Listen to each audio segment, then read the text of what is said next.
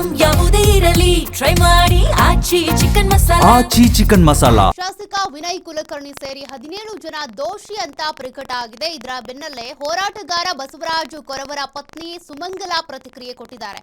ಪ್ರಕರಣ ಸಿಬಿಐಗೆ ವಹಿಸುವಂತೆ ನಿರಂತರ ಹೋರಾಟ ನಡೆಸಿದಂತ ಕೊರವರ ಅವರು ಕೂಡ ರಿಯಾಕ್ಟ್ ಮಾಡಿದ್ದಾರೆ.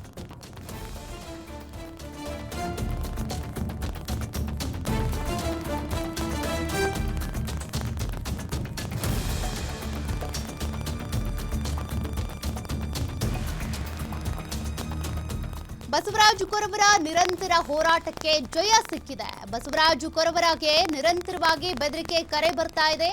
ನಮ್ಮ ಕುಟುಂಬಕ್ಕೆ ಸೂಕ್ತ ರಕ್ಷಣೆ ಕೊಡಬೇಕು ಅಂತೇಳಿ ಕೂಡ ಸುಮಂಗಲಾ ಮನವಿ ಮಾಡಿದ್ದಾರೆ. ನಮ್ಮ ಕುಟುಂಬ ಅಷ್ಟೇ ಅಲ್ಲ, ಹೋರಾಟದಲ್ಲಿ ಭಾಗಿಯಾದವರು ಎಲ್ರಿಗೂ ಕೂಡ ರಕ್ಷಣೆ ಸಿಗಬೇಕಿದೆ.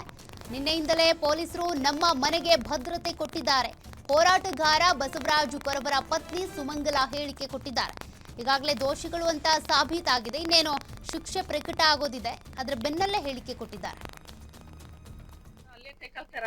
ಸರ್, ಅವ್ರ ಹೋರಾಟದ ಬಗ್ಗೆ ನನಗೆ ಹೆಮ್ಮೆ ಇತ್ತು ಸರ್. ಇಂಥ ಪ್ರಭಾವಿ ರಾಜಕಾರಣಿಗಳ ವಿರುದ್ಧ ನಿಂತ್ಕೊಂಡು ಇಂಥ ಒಂದು ಕೆಲಸ ಮಾಡಿದಾರ. ಅಂತವ್ರಿಗೆ ನಮ್ಮ ಕಾನೂನು ವ್ಯವಸ್ಥೆ ಒಳಗೆ ಗೊತ್ತಾಗುತ್ತೆ ಅಂತ ಪ್ರಭಾವಿಗಳಿದ್ರು ಅಂತವ್ರಿಗೆ ಶಿಕ್ಷೆ ಕಟ್ಟಿಟ್ಟ ಬುತ್ತಿ ಅಂತಂದು ಅದಕ್ಕೆ ನನಗೆ ಹೆಮ್ಮೆ ಇತ್ತು ಸರ್. ನಮ್ಮ ಮನೆಯವರು ಮಾಡಿದಂತ ಕೆಲಸಕ್ಕೆ ನನಗೆ ಹೆಮ್ಮೆ ಇತ್ತು ಸರ್.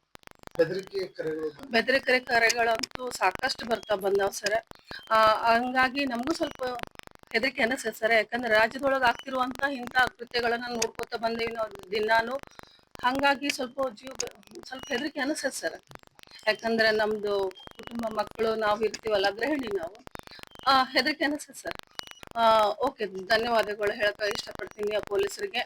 ರಾತ್ರಿ ಎಲ್ಲ ನನ್ನ ಮನೆ ಕಾದು ನನಗೆ ಧೈರ್ಯ ಹೇಳಿದ್ರು, ಮೇಡಮ್ಮ ನಾವಿದ್ದೀವಿ, ನೀವು ಆರಾಮ್ ಮಲ್ಕೊಡ್ರಿ ಅಂತಂದು ಹೇಳಿದ್ರು. ನನಗ ನಿನ್ನೆ ಅದು ಪ್ರಕಟ ಆದ ತಕ್ಷಣ ಅಲ್ಲೇ ಕೈಕಾಲ್ ತರ ಅನ್ಲಾಕತ್ತು. ಯಾಕಂದ್ರ ಇದು ರಾಜ್ಯದೊಳಗೆ ಈ ತರ ಹಾಡು ಹಗಲೇ ಮನಿ ಒಳಗ್ ನುಗ್ಗಿ ಆಗುವಂತ ಕೃತ್ಯಗಳನ್ನ ನೋಡ್ಕೊತ ಬಂದೇವಲ್ಲ, ಟಿವಿ ಒಳಗಾತು ಮೊಬೈಲ್ ಒಳಗಾತು. ಹಂಗಾಗಿ ಸ್ವಲ್ಪ ಬೆದರಿಕೆ ಅನಿಸ್ತೈತೆ. ಯಾಕಂದ್ರೆ ನಾ ಗೃಹಿಣಿ ಆಗಿರೋದ್ರಿಂದ ಮನೆಯೊಳಗೆ